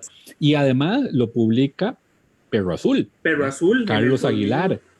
En 2001, y en ese momento Carlos Aguilar hace un trabajo enorme y que publica muchos de los escritores que van a ir cambiando el panorama de la literatura costarricense. Reedita a Polo Moro o Virgilio Moro o no hemos hablado, por supuesto, V.A. Mora o Polo Moro, sí, no hemos hablado de Virgilio Mora y su monumental Cachaza, que es uno de mis libros favoritos de la literatura costarricense. Cachaza es del 79, 80. Del 79 es. 79, publicado por la editorial de la Universidad de Costa Rica, en el 79. Yo todavía estoy buscando, yo quiero esa edición. Si alguien quiere regalar. Creo que tengo una copia en una caja, pero yo las coleccioné todas las que salieron, porque luego salió en la colección de 25 aniversario de la editorial de Costa Rica también. Sí, esa es la que yo tengo. O ya la UNED la ha sacado, también la ha reeditado. También la sacó. Pero Virgilio Mora es sensacional.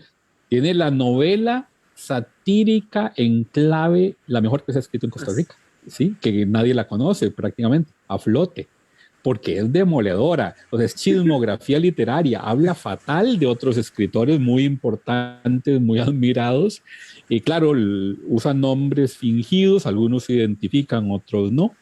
En fin, es un trabajo demoledor. Y volviendo a los 70, ¿ves qué problema? No hemos mencionado a Alfonso Chase, que es imprescindible. Y para mí, el libro que yo adoro de Chase es de los 70, el mejor, dice Carlos Cortés, y yo estoy de acuerdo, el mejor libro de cuentos de los 70.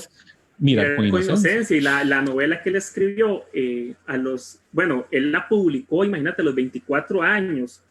Y es una novela que se lee hoy como novela contemporánea riquísima, Los Juegos Furtivos. Los Juegos Furtivos, sí. Y es un novelón. Un gran escritor y poeta también, ¿verdad? Y editor. Chase abandonó mucho su carrera literaria. El trabajo de editor de Chase de los 70 en el Ministerio de Cultura es fundamental, ¿verdad? ¿Qué cantidad de textos importantes promovió Chase? Es impresionante. Y hasta escribe una historia de la literatura costarricense. Sí.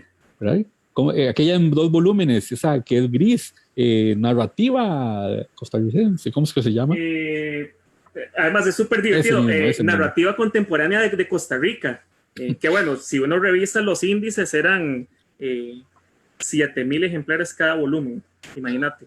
Es impresionante. Ahora, vos que sos editor, o sea, cuando me dijiste, es que 100 ejemplares por este lado, 200 y todo, yo digo, uy, qué montón. Se me hacía mucho. Y ellos en los 70 publicando 7,000 por... Sí, impresionante. Bueno, volviendo a esa generación ya que comienzan a publicar, que en algún momento Alex Obando fue el que dijo, habló de la generación del 2000, donde estarían que él era el mayor de todos, aunque se convirtió como una especie de gurú literario, ¿verdad? Pero Alex era el mayor de todos, por lo menos en 10, 11 años, porque Alex era del 58 y luego Luis Chávez es del 69. 69 o 70, no sé, que no me reclame Luis Chávez si le estoy poniendo un año más. 69. Es del 69, sí. Sí, entonces están Alex, Luis Chávez, luego aparecerá Alfredo Trejos también, que para mí es uno de los muy buenos poetas contemporáneos. Guillermo Barquero, por ejemplo, Memo Barquero, que tiene una gran obra, ¿verdad? Narrativa de diluvio universal. El Diluvio Universal, el muestrario de familias ilustres que vos lo editaste, familias ejemplares, que es hermoso, Derrame de petróleo en Lesoto. Bueno, derrame de petróleo, mucho, ¿verdad? Bueno, por sí, ahí, es mucho, muy rico. Es que son muchos, pero bueno, por ahí se nos quedan Jessica Clark, Doreria Barahona. Doreria Barahona, por supuesto.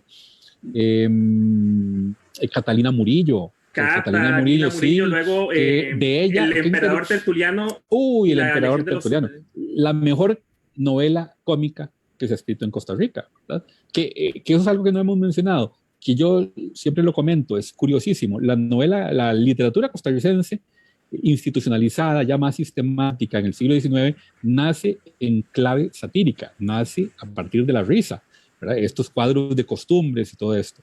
Y luego hay un momento en que se convierte en funeralmente seria, y es muy seria. Encontramos sí, algunos momentos de risa en Fabián Dobles, en el Marco Ramírez de Carolis Fallas, en los cuentos de mi tía Panchita, pero es muy seria, es muy, muy seria. Y de pronto aparece El emperador Tertuliano, que es la gran novela sobre la crisis de la clase media costarricense de los 80s, que es para desternillarse. Sí, es impresionante. Que es fascinante, una novela polifónica, o sea, multiplicidad de voces, multiplicidad de registros, discursos muy variados, y todo escrito como en pequeños fragmentitos, en viñetas. Para mí es una novela fascinante de Rodolfo Arias. De Catalina Murillo, curiosa, me gusta una obra menor de ella, es mi favorita, más que El Marzo Todopoderoso, que me gusta, Corredoiras. De las últimas que publicó. Sí, o El Largo Domingo Cubano y Corredoiras. Corredoiras son pequeños relatos ubicados todos en Galicia. Es un librito hermosísimo. Sí, a mí me gustó mucho, yo lo leí, espectacular. Sí. Y bueno, no hemos hablado de otros, por ejemplo, poetas importantísimos como Osvaldo Sauma, ¿verdad? Que es un verdadero... Sí, y Osvaldo que ejerce un gran magisterio y es maestro de Luis Chávez, de Camila Schumacher. Que también Premio Nacional de Cuento. Premio Nacional del año pasado, ¿verdad? El año pasado, ¿verdad? Que fue fundamental, que es Atrevidas, que es sobre relatos de mujeres trans, que mi experiencia lo pongo a leer desde hace como 2 años. Cuando vos en la Feria del Libro me dijiste, tenés que leer este libro. ¿Te acordás? Sí. Sí, en la Feria del año antepasado. Y desde ese momento se ha convertido en el favorito de mis estudiantes de literatura costarricense en la UCR, en el curso de literatura costarricense 3. Es un libro que arrasa, porque es un libro que te impacta, que no es morboso, eso sí, está escrito muy elegantemente, con un estilo depuradísimo y que te impacta profundamente, porque eso fue lo que yo sentí y lo comparto con mis estudiantes, luego me lo han dicho ellos, porque te demuestra una realidad que está allí a nuestro lado y que nosotros invisibilizamos totalmente a ese sector de la población, a esos seres humanos. Y de pronto que te muestren que ya no es una mujer en minifalda y tacones que ves prostituyéndose en una esquina en San José, allá en Barrio Amón. No, es un ser humano que te cuenta la historia de su infancia, de cómo su propia familia lo tiró a la calle con su uniforme de escuela y pasa la primera noche de indigencia, la pasa durmiendo, bueno, no durmiendo, tiritando de frío en el kiosco del Parque Tibás con el uniforme de la escuela. Y así tiene que irse a vivir a San José, a registrar los basureros frente a McDonald's para ver qué encuentra, hasta que aparece un tipo que lo invita a comer y se lleva al niño y comienza así y lo viola a cambio de comida. O sea, son esas historias y también escrito. Bueno, me emocioné con este libro porque es extraordinario. Es extraordinario. Y es parte de todo este grupo de escritoras que han irrumpido con mucha fuerza en la literatura costarricense y que le han aportado esa otra parte que sí existía, ¿verdad? Ahora hemos hablado de Yolanda, de Carmen Lira, de Carmen Naranjo, Rima de Balbona, Ana Cristina Rossi, Ana Istarú, pero ahora hay una cantidad muy grande de mujeres que están escribiendo además. Además, esto es algo generalizado de la literatura tica, se está escribiendo mucho, pero yo diría sí, que está viviendo un momento, para mí, con respeto de otras opiniones, es un momento dorado. En pocos momentos hemos encontrado tanta gente escribiendo con tanta calidad, y textos de todo tipo. Leí, por ejemplo, Papeles de Barrio La Granja de Marvin Cotto, me encantó. sí, Me encantó. es que digamos, hay diferentes formatos también. El de Melina Valdelomar. Valdelomar, el de la salpingectomía. Bueno, está Mamacita y luego escribió una crónica sobre la salpingectomía. Sí, que eso no se ha hecho. Y es que digamos, estamos ahora en un momento muy grande, pero también hay muchos proyectos editoriales, no todos con el mismo formato, con el mismo sentido. Hay una literatura efímera, ¿verdad?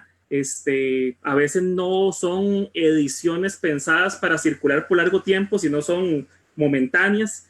Es muy interesante. Alex, nosotros ya tenemos que ir cerrando y se nos está quedando como una cantidad grandísima de cosas. Esto se presta para hablarlo durante un mes entero y no nos daría el tiempo.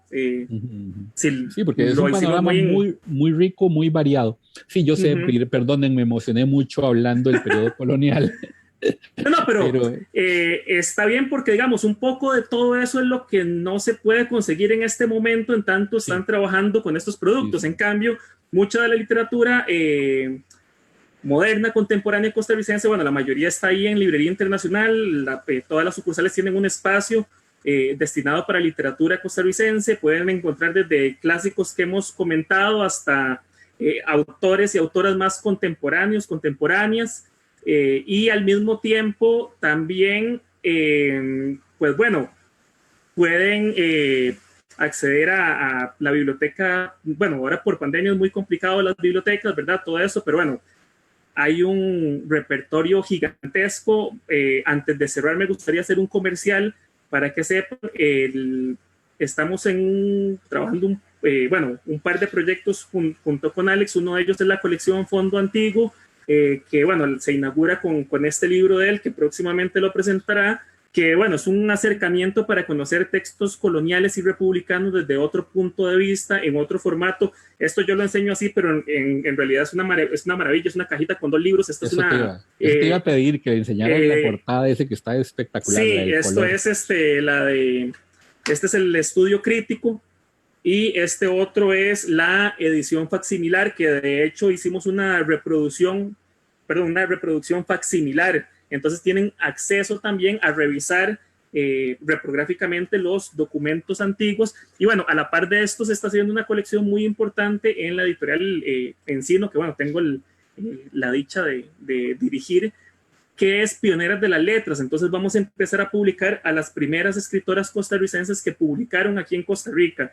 Vamos a inaugurar esta colección ahora en junio con El Espíritu del Río de Juana Fernández Ferraz de 1912. Imagínense que esta es una novela que desde hace 109 años no tiene una edición en Costa Rica.